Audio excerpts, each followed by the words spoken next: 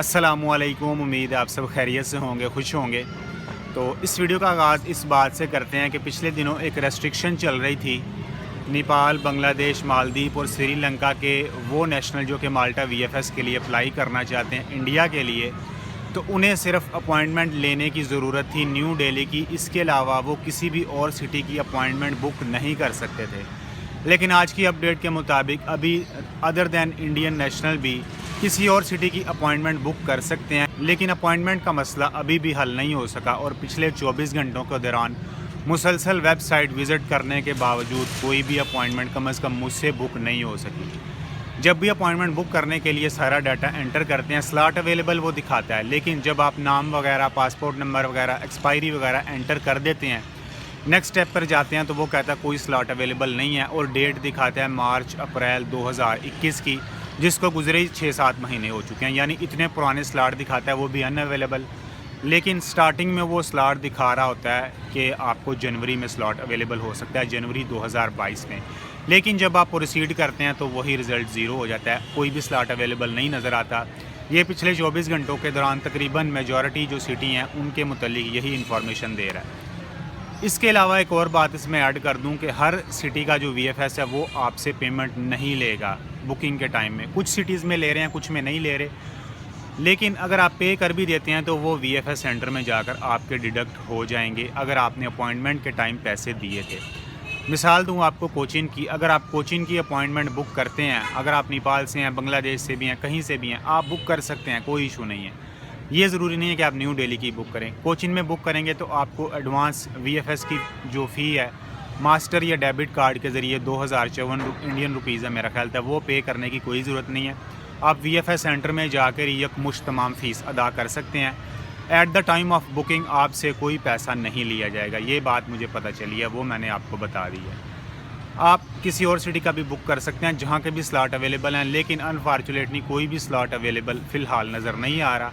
या तो website error कर रही है, हालांकि उन्हें फ़ोन लाइन पर भी पूछा है कि ये इस तरह वेबसाइट एरर कर रही है तो इसका क्या हल है, कि अपॉइंटमेंट नहीं मिल रही। तो वो यही बात कह देते हैं, भाई रश बहुत ज़्यादा है, बुकिंग बहुत ज़्यादा हो रही है, इसलिए स्लॉट जो है वो अवेलेबल नहीं है। आप अपना कुकीज़ जो हिस्ट्री है उसको क्लियर करके दोबारा बुक करें, बुक हो जाएगी, ये हो जाएगा, वो हो जाएगा। वो सिर्फ ऐसी बातें करके टरखा रहे हैं, लेकिन अपॉइंटमेंट फिर भी नहीं मिल रही। किसी को मिल रही है तो वेल एंड गुड है, लेकिन मुझे 24 घंटों के दौरान नहीं मिल सकी। काफ़ी बंदों ने कहा भाई हमें अपॉइंटमेंट बुक कर दो। हत्ता कि जो एजेंट हैं उनकी मदद भी लेने की कोशिश की है कि भाई ऐसा कोई है स्लॉट अवेलेबल, लेकिन उन्होंने भी हाथ खड़े कर दिए हैं।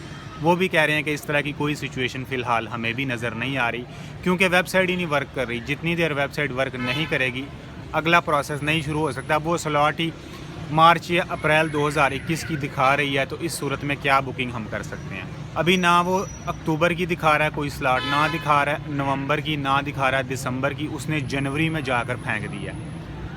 3 महीने बाद की स्लॉट अवेलेबल नज़र आ रही है। हालांकि यूएई में ये मसला कुछ दिन चला है, लेकिन अभी स्लॉट अवेलेबल हैं। चले नवंबर एंड के अवेलेबल हैं, 23 के, 25 के, 28 के, 29 के, लेकिन अवेलेबल हैं। कोई भी बंदा आप जाकर इजीली बुक कर सकता है, लेकिन इंडिया में बिल्कुल भी नहीं मिल रहे। ये कंसेशन भी ज़रूर मिली है, उसके बावजूद लोग बुक कर रहे हैं कि जिनके expiry approval in principle letter expire हो जाएंगे, वो उसके बाद भी डॉक्यूमेंट सबमिट करवा सकते हैं अगर उन्होंने प्रायर अप्रूवल बुक कर रखी है। लेकिन अप्रूवल मिल ही नहीं रही तो फिर बंदे वो करे क्या? फिर तो approval in principle letter expire हो गई और ना ही वो सबमिट करवा सकेंगे, क्योंकि उनके पास प्रायर कोई भी अप्रूवल नहीं है।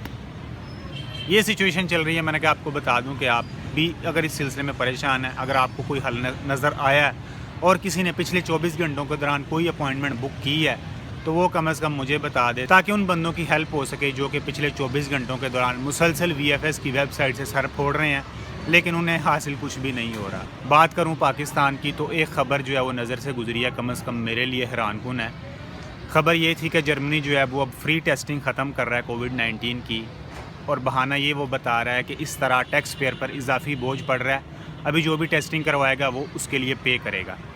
पिछले 24 घंटों के दौरान जर्मनी में जो केसेस रिपोर्ट हुए हैं वो तकरीबन 3000 से लेकर 3500 के दरमियान हैं। इन केसेस को देखते हुए और मैं जर्मनी पर लगाई गई पाबंदियों को देखकर हैरान हूँ, जबकि पाकिस्तान में पिछले 24 घंटों के दौरान सिर्फ केसेस कितने रिपोर्ट हुए हैं? 800 केसेस रिपोर्ट हुए हैं। 230 मिलियन की आबादी में 800 केसेस आ रहे हैं और इतनी पाबंदी हैं, और वो मुल्क जहाँ पर 3000 प्लस केसेस आ रहे हैं उस पर किसी मुल्क की भी जानिब से कोई पाबंदी नहीं है। बाइज़ रवैया क्लियर नज़र आ रहा है, अब कोई इसमें ढकी छुपी बात नहीं है। तो फिर पाकिस्तान पर ये तमाम पाबंदियाँ लगाने का क्या जवाज़ है? आप ये जवाज़ खुद तलाश कर सकते हैं।